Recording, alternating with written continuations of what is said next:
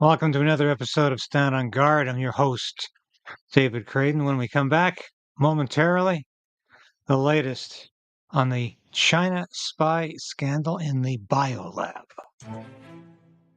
So we are in a very precarious position in this country. We need political change, but we also need the resolve to resist.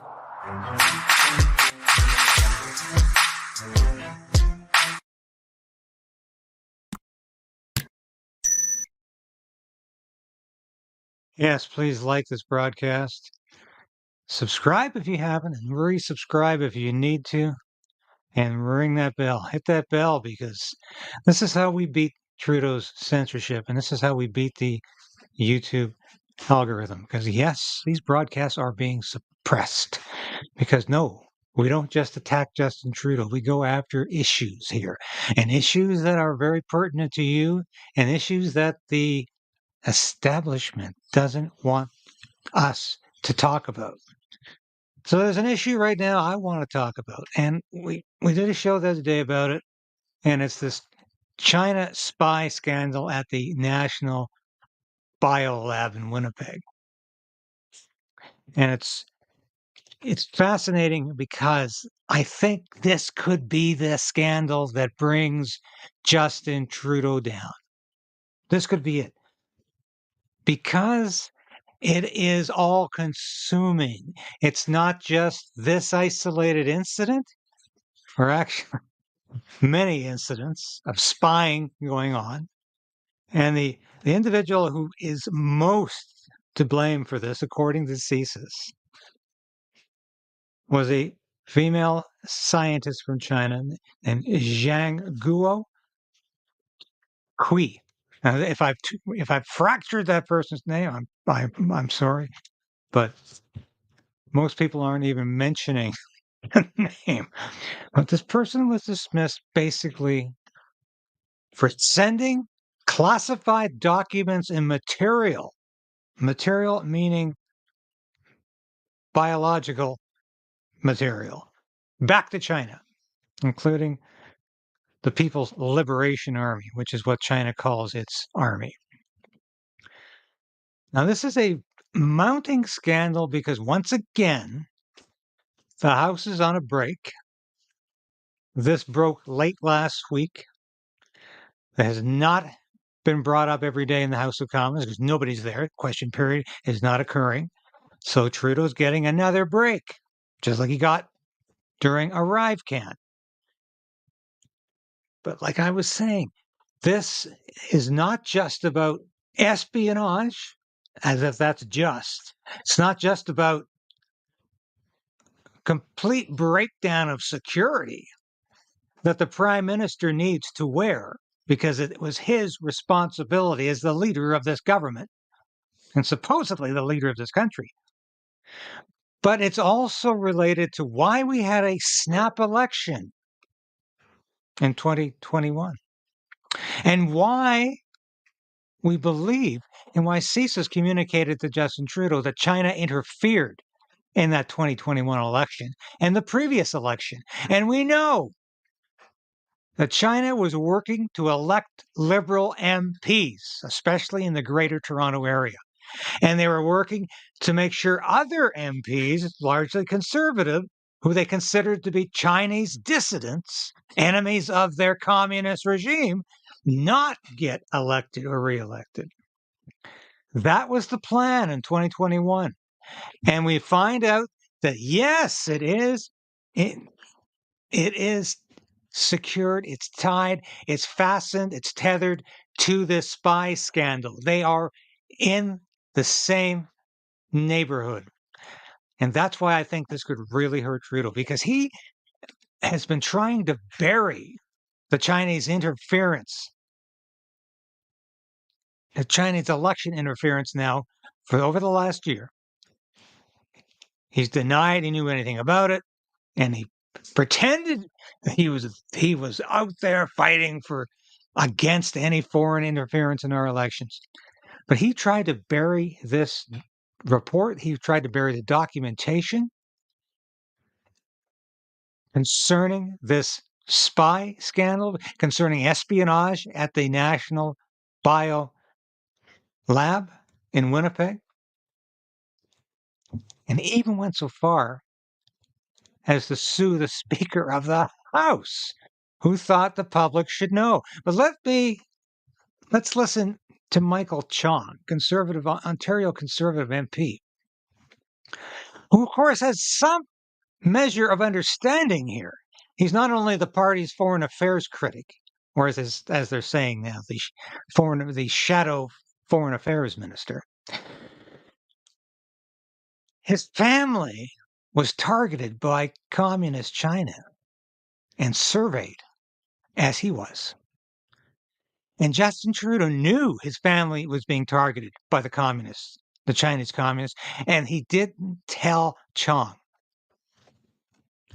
And of course, Chong rose in the House of Commons last summer and said, "Hey, what's going on here, Mr. Prime Minister?" And he got no good response. So the Conservatives now want to have a better look, a deep dive, as they say, into this espionage caper. What happened? How long was it really going on? And why did the Liberal government do nothing until documents and material had already been shipped and this person was allowed to stay on way too long with her husband, who was also involved in this espionage? And this is not coming from and Trudeau had the gall the other day to suggest that Poilievre was using this for political reasons, and this was all not just toxic and partisan politics, but conspiracy theories. All Poilievre is doing is reading from the government's own report. So let's listen to Michael Chong yesterday when the Conservatives want the Ethics Committee to study this a little further to say what's going on. Liberals and NDP, that unholy alliance, are saying, nope, not going to let it happen. We are going to be obdurate about this, and we're going to make sure nobody asks any more questions. We're just hoping this issue goes away because, my God, it could be deeper than we even know now. And I think, as I said at the beginning of this broadcast, this could be the issue that brings down this corrupt Trudeau regime. Let's listen to Michael Chong. I'll interrupt a couple of times. Lab is part of a broader pattern of neglect of national security by this government. We have these Winnipeg lab breaches. We have the neglect of sensitive areas of research at Canadian universities that has gone on for years. Sensitive areas of research in areas like artificial intelligence, quantum computing, biotechnology, and so many other areas. We have the neglect to protect our democratic institutions and our elections, which is why the government was forced to call a public inquiry, which is ongoing. And in all of this, the Prime Minister has been absent. In open and accountable government, which is one of the government's founding cabinet documents, the Prime Minister is uniquely accountable for national security. That document also says that the Prime Minister alone is responsible for the machinery of government. In other words, the Prime Minister alone is responsible for the flow of intelligence and information between the different agencies and departments of the Government of Canada. Yeah, he's making a very cogent point here and a very relevant one. Justin Trudeau is ultimately responsible for not acting quickly enough and for not doing anything after the fact. He just completely tried to bury this. And of course, is Trudeau apologizing? Is he trying to say, my mistake, this happened on my watch, I take full responsibility, hold me accountable? No, he's once again blaming the opposition, distracting, as he always does. He cannot take responsibility for his own actions, and he cannot admit he has made gross errors in judgment and has not done his job. And I think Chong here is making the point that we have to keep remembering is that Trudeau must wear this. Let's listen to this some more. The motion which I plan on moving in front of committee today is to examine the flow of information and intelligence within the Government of Canada. It's to examine why this matter wasn't caught earlier than September 2018. As you'll recall, it was in September 2018 that the first red flag went up, but the registration of a patent in the People's Republic of China by Dr. Chu, which is against government policy and Canadian law. The motion is also to examine why it took 10 months for the government to secure the lab after September 2018. All the while, computers were being seized, trips were being denied for approval that have been applied to by Dr. Chu to the PRC. It's also to examine why government systems didn't flag the 5 trips that Dr. Chu had taken to the PRC in a 2-year period in 2017 and 2018. The motion will also examine why the documents ordered by the Canada-China Committee 3 years ago were not given to Parliament. Minister Holland has said that it's the fault of the Public Health Agency of Canada, that it was a decision of bureaucrats not to release these documents 3 years ago to the Public Health Agency of Canada. And that's why the motion includes the committee calling witnesses from the Public Health Agency of Canada to explain why these documents were overclassified and why it took 3 years for these documents to be produced. Finally, we have to hold the government accountable. The government defied 4 orders of the House of Commons and its committee in 2021. It then took the unprecedented step of taking the Speaker of the House of Commons to court. Now, this to me remains a pivotal point here. Why would the government of Canada take a Liberal speaker to court? Why would they sue him over this? And when Anthony Rota fell on his sword over inviting a Ukrainian former Nazi to the House of Commons to hear Ukrainian President Zelensky's speech and to receive not 1 but 2 standing ovations in the parliamentary gallery, was that punishment for Rota wanting to release these documents to the public? Now, Rota was obviously to blame for the invitation as much as anybody, but he certainly took the blame for everybody, because Trudeau has never acknowledged his part in that, although he clearly knew this person was coming and clearly was part of the invite, as were the then government House leader. But of course, Rota was a very convenient scapegoat. Everything could be blamed on Rota. And that's clearly, I believe, part of this whole process here. So Chong is just about to get into connect the dots. You know how we say follow the money with anything going on with government? Well, follow the money here in terms of why was there a pro quo with China? Did the Liberal government deliberately allow this to happen? Was this a payoff to communist China? Was this something that the Liberals knew about from the beginning and were in fact engineering? I don't know. That's the fact. But would I put it past this government? And is that possibly a reason why they wanted to cover this up and never talk about it again? Because this was no accident. Maybe this was by design. And then called an early election. And so Parliament has its work cut out for it. It has a job to do to examine this matter and to hold the government accountable. Thank you. Yes, Parliament has a job to do. There has been numerous scandals affecting Prime Minister Justin Trudeau. It's the SNC-Lavalin scandal. And clearly he was involved in ensuring that a company from Quebec was not admired in any judicial action, but he waltzed his way through that one and managed to throw his Attorney General and his Chief of Staff under the bus.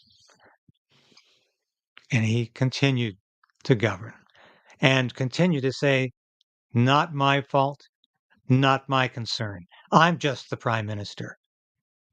Why would that have anything to do with me? Then there was the wee scandal. Then there's been his vacations, staying at the island of the Aga Khan, who, of course, has been the recipient of government contracts, staying at the private resort of people affiliated with the Trudeau Foundation and old friends of the family. He essentially broke the law by invoking the Emergencies Act, but don't expect him to go to jail for that, and don't expect him to even get charged. But he doesn't even think he did anything wrong, and he never does think he did anything wrong. So I think that is what we need to know. That's why the Ethics Committee needs to examine this issue a little bit more. And I think it's imperative. I think it's absolutely imperative that we get, I hate to use cliches, but get to the bottom of this. Because if we don't, he will continue to do this. Trudeau will continue to do this and get away with what he thinks is his entitlement to do whatever he wants as Prime Minister. So let's open the bag and find out what's inside. As I love to say, the truth is out there, and we need to find it. Even if there's a break at the House of Commons and the MPs aren't there, this committee needs to continue studying it. I'm glad they are. I don't often say it's over for Justin Trudeau. There's a lot of people out there on YouTube who say it almost every day, and it's crap. It's nonsense. But this could be the scandal that accretes other issues along with it and becomes a sledgehammer that breaks this government in two. The corruption is that deep. The corruption is that rife. The corruption is that real. And this might be the issue that exposes it all. God knows we cannot survive as a democratic, free nation much longer under the regime of Justin Trudeau. So let's hope this has some serious consequences for the Trudeau government. Thanks for watching. Please stick around for a brief message. Thank you for watching this episode of Stand on Guard and being a part of the Krayden'S Right channel. If you've watched this episode to this point, you've watched it all. And that's really important for a small station like this. We always say subscribe, hit the bell, be a part of the Krayden resistance.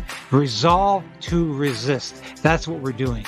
And if you become a subscriber, if you're a supporter of this station or a member through Substack, through YouTube, and now you can be a local as well, that's so important to us because I couldn't do this without you. I made a decision to become an independent journalist about a year ago because I wanted to bring all of my experience in the military, in journalism, to you. I don't promise anything I can't deliver. I don't offer clickbait. I offer truth. The truth is out there, and it's my job to bring that truth to light and to you. Thanks for being a part of the Krayden'S Right resistance, and we'll see you